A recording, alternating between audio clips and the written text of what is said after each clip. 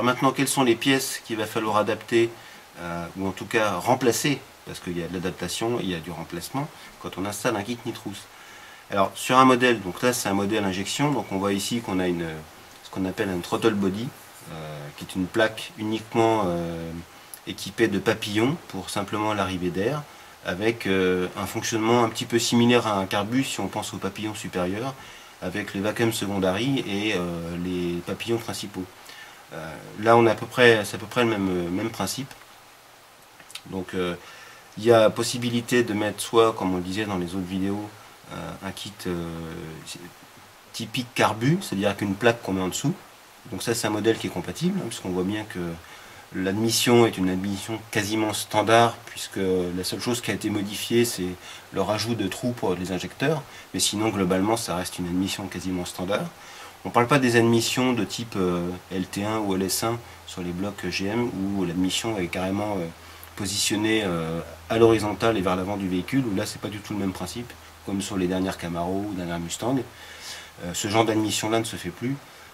Mais là bon, c'était une proposition que faisait Fast au niveau de leur kit, et donc on a une en base type 4150, donc qui est classique et qui est compatible avec une en base de carbu. Donc la plaque à mettre en dessous, ou éventuellement si on ne veut pas utiliser ce genre de kit, donc qui nécessite du coup pas vraiment beaucoup d'adaptation, puisque là il suffit simplement de démonter la plaque et de le mettre par dessous avec on rallonge simplement les goujons, mais les goujons ils sont fournis avec le kit en général.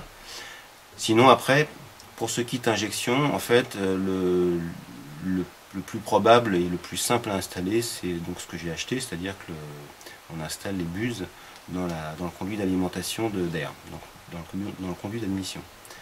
Donc les adaptations à faire sur un modèle comme ça ne sont pas très compliquées, si ce n'est qu'effectivement il va falloir remplacer complètement le système de filtration d'air, qui est au départ une gamelle, comme on le voit sur des carbus, que j'ai retiré pour vous montrer, et avec les tuyaux qui alimentaient en air frais, donc le filtre à air qu'il y avait à ce moment-là. Et là en fait on va installer une manche, une espèce de tubulure à l'emplacement du filtre à air. Pourquoi? Parce que la buse qui va injecter le nitrous, il va falloir qu'elle l'injecte sans passer par le filtre à air forcément, je vois pas l'intérêt. Donc ça va injecter le nitrous directement au-dessus des papillons. Donc le filtre à air ne peut pas se poser au-dessus forcément, parce que sinon on ne pourra pas installer la buse. Donc on va positionner une tubulure comme celle-ci. Alors il y a d'autres modèles, mais en tout cas celle-là elle est compatible avec le diamètre de l'admission. On va la positionner comme ceci. Donc vous voyez qu'il y a déjà une adaptation à faire, c'est que la tige est trop longue, donc ça c'est pas grand chose, c'est de la bricole. Mais en tout cas, il y a ici un joint à positionner, mais voilà. Donc ça c'est typiquement le type de modification qu'il va falloir apporter, avec l'installation d'une manche. Alors celle-ci c'est celle d'avant, mais en tout cas comme c'est la marque du kit est la même, les diamètres sont identiques. Et ensuite on repart sur un élément filtrant, puisque là on n'a pas d'élément filtrant. Et l'élément filtrant, il va falloir le positionner à un endroit qui va aller chercher l'air froid, puisqu'on voit bien ici, il y a un filtre à air à l'intérieur. Voilà, ici, on voit bien. Et ce filtre à air, c'est un filtre à air de type conique, comme on voit sur les voitures modernes, sauf qu'il est dans un élément en aluminium brossé, qui est vachement sympa.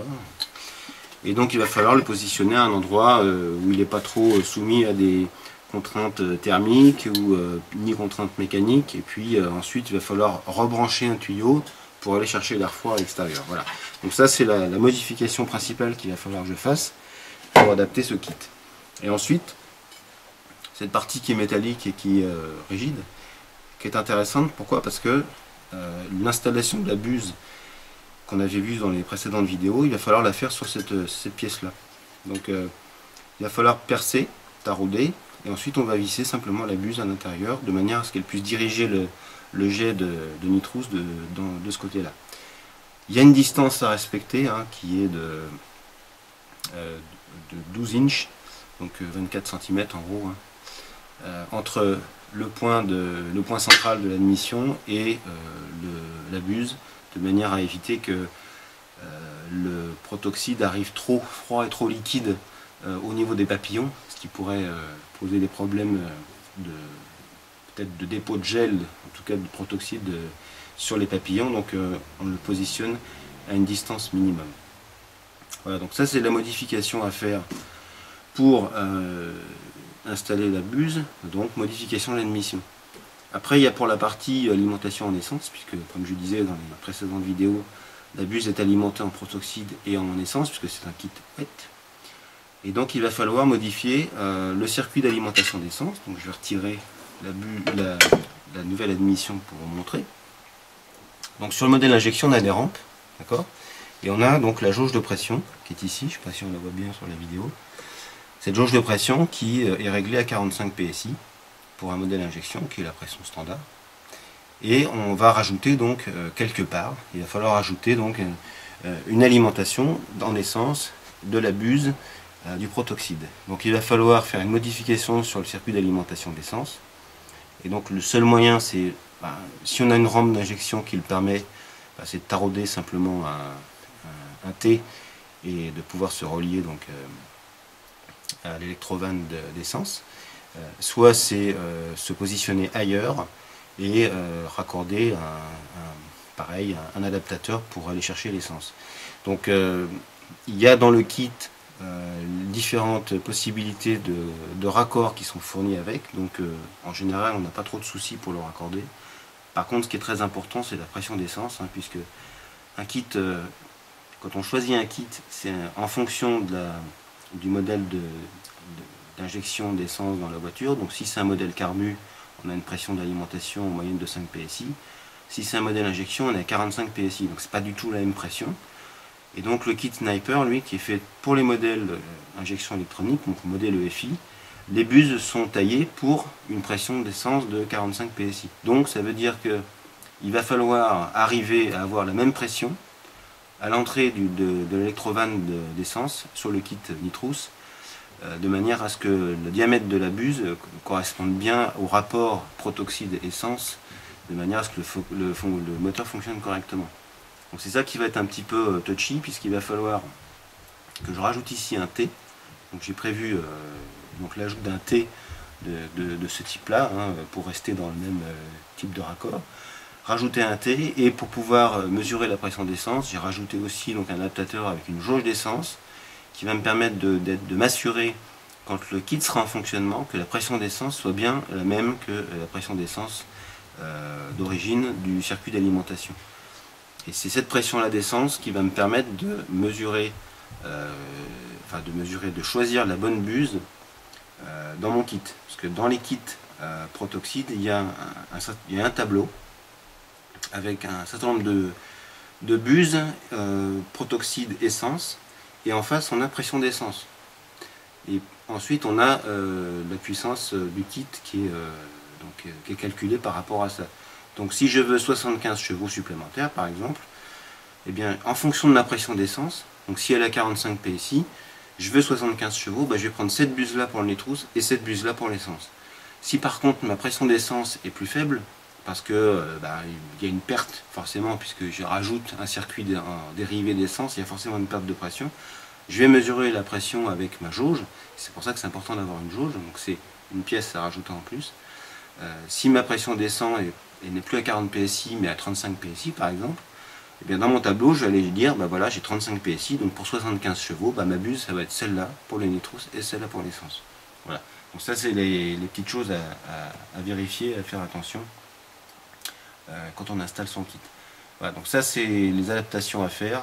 Globalement il n'y a pas grand chose d'autre à installer, si ce n'est que bien entendu tout le câblage électrique pour piloter les électrovannes, et éventuellement rajouter des voyants de contrôle au tableau de bord pour s'assurer que le kit fonctionne ou que le kit n'est pas en fonctionnement, etc.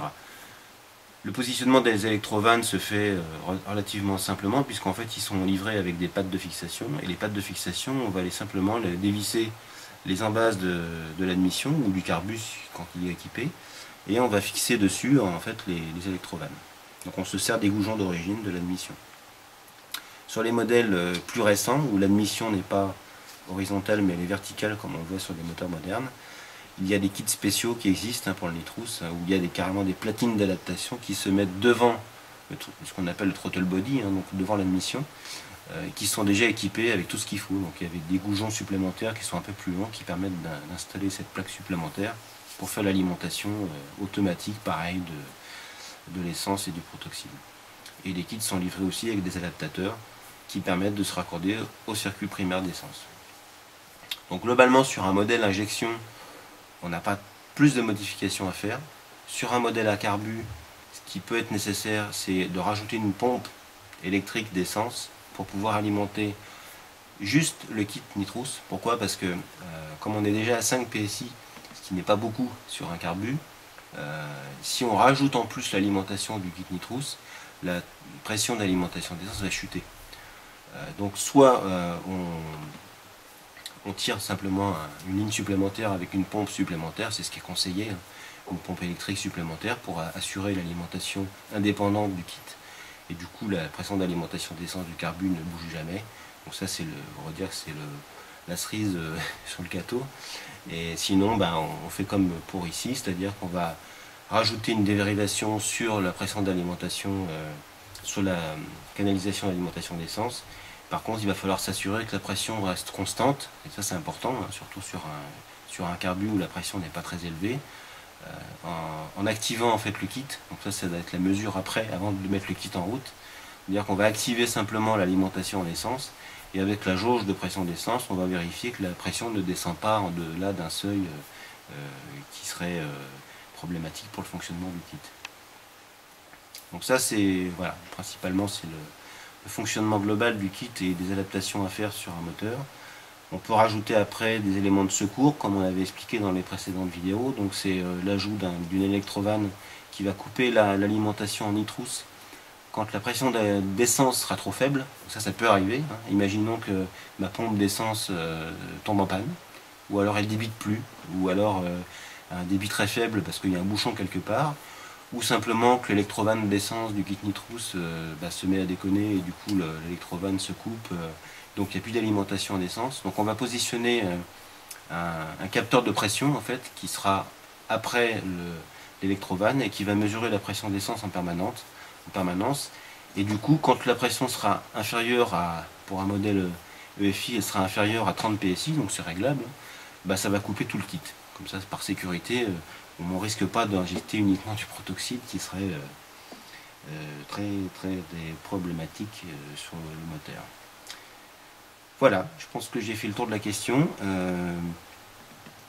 S'il y a d'autres questions, n'hésitez pas à les poser sur le forum, on se fera un plaisir d'y répondre. Ciao.